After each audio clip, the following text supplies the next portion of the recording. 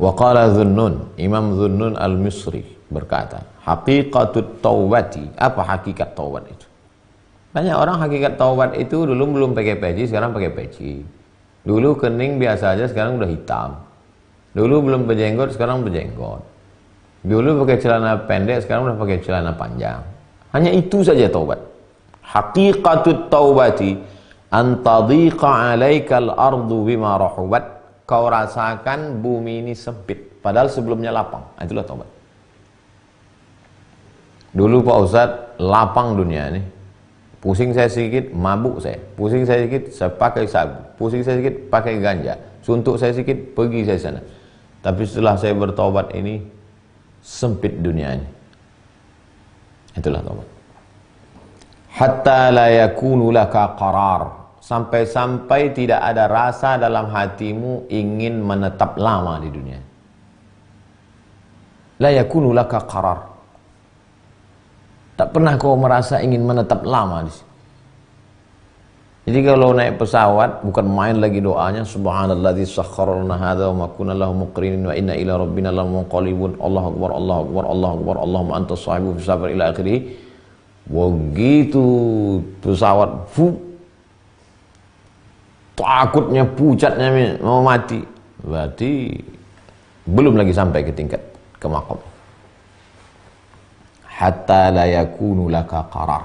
Sampai dalam hatimu tak lagi ada ingin berlama-lama di dunia ini, karena tapi bukan maknanya setelah itu dia tidak berikhtiar, tidak berusaha. Perlu dipahami bahwa kalau dia mencari nafkah, dia mencari duit, dia berbisnis, dapat duit banyak, itu tujuannya juga untuk setelah mati.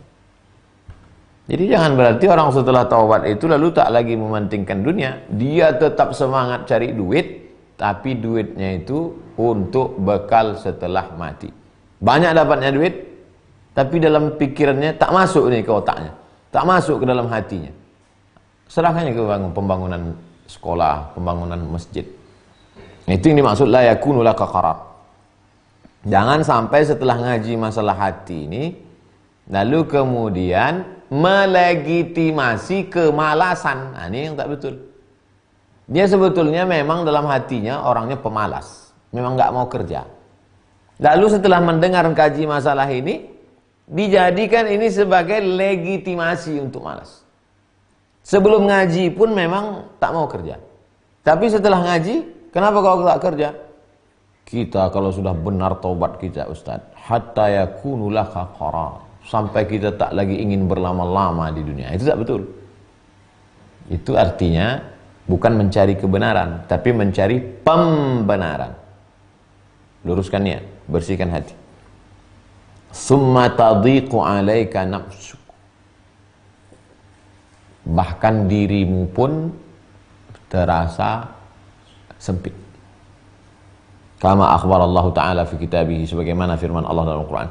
Wa dhaqat 'alaihim anfusuhum. Diri mereka merasa sempit. Wa dhannu an la malja'a minallah illa ilaih. Satu-satunya yang melapangkan hanya ketika mengingat Allah, berada di rumah Allah bersama orang-orang yang dicintai Allah. Maka kata Sayyidina Umar Ibn Khattab, kalaulah bukan karena yang tiga ini, sudah lama aku tinggalkan dunia ini. Mengingat Allah, membaca kitab suci Allah, berada di rumah Allah bersama orang-orang yang disayangi Allah. Itu saja lagi yang membuat kita nyaman, enak di dunia. Kalau bukan karena ini, sudah lama mau minta mati saja. Makanya Imam Al-Bukhari 16 tahun berkeliling dari Bukhara, Uzbekistan, pergi ke Makkah, dari Makkah pergi ke Madinah, dari Madinah pergi ke Syam, dari Syam pergi ke Mesir, dari Mesir pergi ke pulang ke Persia, dari Persia pulang berbuka majelis Sahih Bukhari. Akhirnya penguasa tidak suka karena majelisnya ramai. Akhirnya apa kata dia? Allahumma qad daqat alayyal ardu bima rahubat faqbidni. Ya Allah, dulu dunia ini lapang kurasa. 16 tahun aku pergi ke sana kemari, tak ada yang menghadang. Dan sekarang dunia ini terasa sempit. Allahumma, ya Allah, qad, sungguh, daqat, sudah sempit. Alayyal ardu, sudah sempit terasa bumi ini. Bima rahubat, yang sebelumnya lapang. faqbidni, cabutlah nyawa aku ya Allah. Meninggal. Apa lagi guna hidup di dunia? Wa dhaqat 'alaihim anfusuhum, diri mereka terasa sempit. Satu-satunya yang lapang hanya ketika mengingat Allah. Satu-satunya lapang hanya ketika membaca kitab suci Allah. Satu-satunya yang membuat hati ini lapang hanya ketika berada di rumah Allah. Mau pergi ke rumah Allah, tak bisa. Virus corona. Mau berjumpa dengan hamba-hamba Allah, tak juga bisa. Takut bersalaman, takut bertatap muka, takut ngumpul, takut ngobrol. Masih ada satu lagi, membaca kitab suci Allah. Membaca kitab suci Allah masih bisa, berzikir dengan Allah masih bisa, masih lapang. Wa dhaqat 'alaihim anfusuhum, diri mereka terasa sempit. Wa dhannu alla malja'a min Allah illa ilaih, tidak ada lagi tempat berlindung kecuali hanya kepada Allah. Summa taba 'alaihim, lalu kemudian Allah menerima taubat mereka. Coba lihat, taubat mereka diterima karena mereka merasa dunia ini sempit dan tidak ada tempat berharap, tak ada tempat berlindung, tak ada tempat merasa lapang kecuali hanya Allah. Makanya khatib-khatib di Mesir selalu dalam khutbah Jumat, "Idza dhaqat 'alaika ad-dunya faqul ya Allah." Jamaah yang hadir, Allah. "Idza dhaqat 'alaika ad-dunya," kalau sempit terasa engkau dunia, faqul ya Allah. Katakanlah ya Allah. Semua jamaah, Allah kata mereka. Waqala Ibnu Atha berkata, at-taubatu taubatani, taubat itu ada dua, taubatul inabah, taubatul istijabah. Kata Imam Ibnu Atha, taubat itu kata dia ada dua. At-taubatu taubatani, taubat itu ada dua. Taubatul inabah, taubatul istijabah. Satu, dua. Apa bedanya? Taubatul inabah, ayyatubal abdu khaufan min uqubatih. Seorang hamba bertaubat kepada Allah karena takut masuk neraka. Kenapa kau taubat minum khamar? Takut Pak Ustadz, kemarin dengan ceramah katanya kalau minum khamar nanti di akhirat dituangkan khamar ke leher, terbuat dari api neraka jahanam, terbuat dari nanah-nanah. Orang yang masuk neraka itu bernanah, berkudis, air-air nanahnya itu mendidih, itu yang diminumkan. Taubat saya. Taubatnya itu disebut dengan taubatul inabah. Taubat yang kedua, ayyatuba hayaan min karamih. Bukan karena takut, tapi karena haya, malu.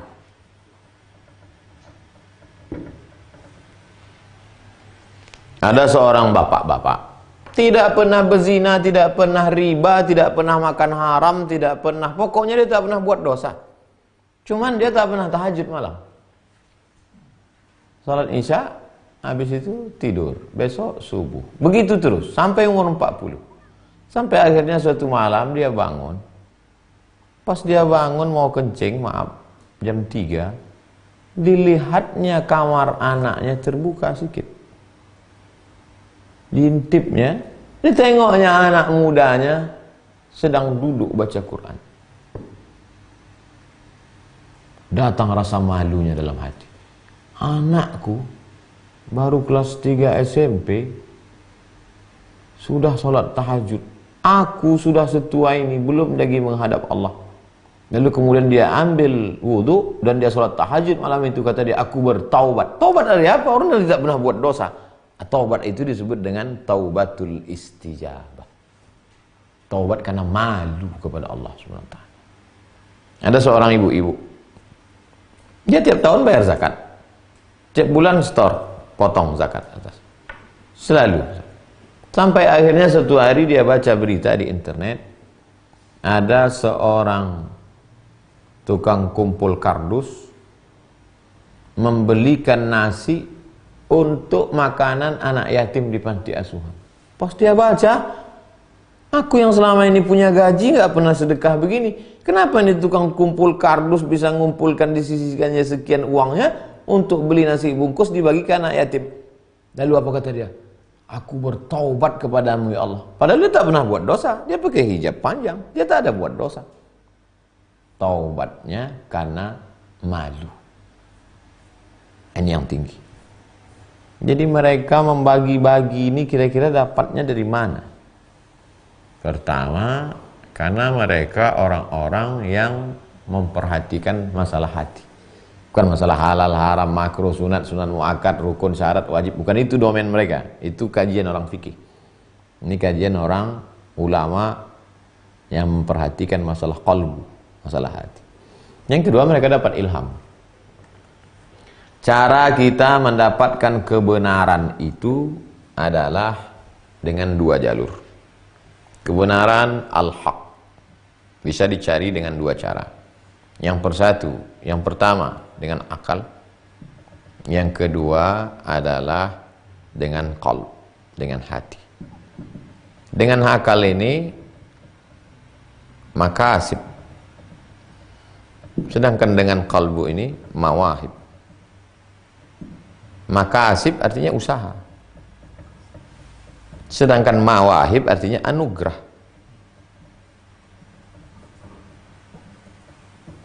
Tapi tidak bisa ujuk-ujuk lalu dapat saja. Prosesnya melalui apa? Riyadhah. Tahan makan, tahan minum, tahan lisan, tahan telinga.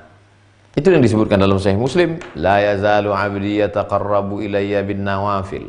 Hambaku yang senantiasa mendekatkan diriku dengan ibadah-ibadah sunat, bukan wajib, yang sunat, hatta uhibbah, sampai aku cinta kepadanya. Fa idza ahbabtuhu, kalau aku sudah menaruh cinta kepada dirinya, aku nu'ainahu yubsuru bihi, aku akan menjadi matanya, dia akan memandang dengan mataku. Dia akan berjalan dengan kakiku, dia akan menyentuh dengan tanganku, kata Allah dalam hadis qudsi Sahih Muslim, hadis sahih. Jadi mereka banyak berzikir, banyak berselawat, sehingga koneksi mereka dengan Allah Subhanahu wa taala, karena tidak semua dengan akal. Sokrates, Demokritos, Aristoteles, Thales, itu dengan akal. Berpikir terus. Awal-awalnya Imam Al-Ghazali juga dengan akal, dengan pikir, sampai dengan akal. Sampai akhirnya suatu hari dia di tepi sungai, dia lihat ada kayu, air setengah. Dia lihat kayu ini bengkok. Kayu kalau masuk ke tepi sungai setengah, itu tengok bengkok. Loh, kok bengkok? Tapi begitu ditarik, tidak bengkok. Itu menunjukkan akal tidak bisa menangkap. Tertipu. Akhirnya dia ragu, kena penyakit syak. Akhirnya dia menemukan ilmu yang benar, yaitu ternyata menangkap kebenaran ini bukan melalui akal para filosof, tapi melalui qalb. Itu diceritakan Al-Ghazali dalam Al-Munqidh minadh dhalal. Penyelamat dari kesesatan. Hampir saja aku sesat gara-gara akal. Tulisnya lah kitab Tahafut al-Falasifah. Keruntuhan, kegagalan para filosof. Jadi yang benar adalah melalui wahyu. Tapi bukan berarti akal ditinggalkan. Kalau akal tidak ada, dari mana ilmu usul fiqih? Kalau akal tidak dipakai, dari mana orang tahu illat dalam masalah qiyas? Akal tetap, tapi menjadikan wahyu sebagai komando. Hati perlu dihidupkan. Wa qila li Abi Hafs lima yubghidu taibu ad-dunya. Imam Abu Hafs pernah ditanya, kenapa orang yang bertaubat itu benci pada dunia? Orang kalau sudah taubat itu, kenapa dia benci pada dunia? Qala, Imam Abu Hafs menjawab, li'annaha darun basyara fiha dzunub. Karena di situ dia pernah buat dosa. Li'annaha, karena dunia ini dar, rumah besar, basyara fiha dzunub. Di situ dia buat dosa. Orang kalau sudah bertobat, ketika dia melewati tempat dia buat dosa, dia benci, dia sedih, dia takut, dia cemas, dia ngeri, meleleh air matanya, bergetar hatinya, bahkan boleh jadi dia pingsan. Dia bukan merasakan senang, dia bukan merasakan happy. Maka muncul rasa bencinya. Digantinya dengan taubat, digantinya dengan istighfar, digantinya dengan baca Quran, digantinya dengan khauf, digantinya dengan roja. Faqila lahu fahiya aidan darun akramahullahu fiha bitaubah. Kenapa mereka benci kepada dunia? Karena di dunia itu tempat dia buat dosa. Fa fiha darun akramahullahu fiha bitaubah. Bukankah di dunia itu juga Allah memuliakan dia? Mestinya dia juga cinta pada dunia, karena di dunia itulah Allah memuliakan dia. Jadi bukan berarti ulama dulu itu kalau sudah ditanya murid, sami'na wa ata'na, enggak ngelawan. Ini bukan. Jadi ada munaqashah di antara ulama. Ustaz, ya, orang-orang tobat itu kalau sudah tobat dia benci pada dunia. Kenapa? Karena di dunia itu tempat dia buat dosa. Kalau dia lihat dunia dia ingat dosanya, maka dia benci. Tapi kan dunia juga tempat dia diterima taubatnya. Apa kata Imam Abu Hafs? Innahu minadz-dzambi ala yaqinin wa min qabuli taubatihi ala khatarin. Bahwa dia di dunia itu dulu pernah buat dosa, yakin 100%. Tapi di dunia juga kan dia diterima taubatnya. Wa min qabuli taubatihi ala khatarin. Tapi bahwa dosanya itu diampunkan Allah di dunia ala khatarin, belum ada kepastian. Baru hanya sebatas pada khatar, hanya pada lintasan hati saja, belum ada kepastian. Tapi kan orang yang bertaubat itu diterima Allah taubatnya. Kita berharap taubat itu diterima. Bahwa Allah Ta'ala menerima taubat, tidak ada yang tahu siapa yang diterima taubat nasuha. Tidak ada yang tahu siapa yang dapat Lailatul Qadar. Tak ada yang tahu siapa yang dapat salat wusta. Tak ada yang tahu siapa dapat haji mabrur. Tak ada yang tahu siapa yang dapat taubat nasuha. Ketika kita selalu berharap terbang menuju sarang tempat kita kembali pulang dengan dua sayap. Sayap yang pertama khauf, sayap yang kedua raja. Kita ini sekarang sedang terbang menuju Allah Subhanahu wa taala. Ada dua sayap. Sayap yang pertama khauf. Takut mati su'ul khatimah. Takut. Yang kedua raja. Senantiasa berharap mudah-mudahan taubat diterima. Kalau patah satu sayap, maka berputar di situ-situ saja, tak akan sampai kepada tujuan. Kenapa orang yang bertaubat itu benci kepada dunia? Karena di dunia itu dia buat dosa. Tapi kan di dunia itu juga taubatnya diterima. Innahu minadz-dzambi ala yaqinin. Bahwa dia dulu buat dosa di dunia itu 100%. Memang itu tempatnya. Tapi bahwa di dunia itu taubatnya diterima Allah ala khatarin. Belum lagi ada kepastian. Wa qala al-Wasiti, Imam Wasiti berkata, talaba Daud alaihi salam. Nabi Daud melantunkan syair. Nabi Daud terkenal dengan suaranya yang merdu. Nabi Daud terkenal dengan syair-syairnya yang indah. Dulu yang juara musabaqah qasidah yang hebat-hebat itu dari Tanjung Balai Asam. Suaranya indah-indah. Waktu saya masih kecil. Sampai pernah ada orang, saya dengar orang tua-tua bertanya, kenapa orang Tanjung Balai itu enak-enak suaranya? Kata mereka, karena Nabi Daud makan sirih, lalu sepahnya dibuang di Tanjung Balai. Gitu kita kecil dengar begitu. Oh. Nah, Nabi Daud itu kalau dia sedang bersair, burung yang sedang terbang itu berhenti mengepakkan sayap. Saking enaknya suara Nabi Daud.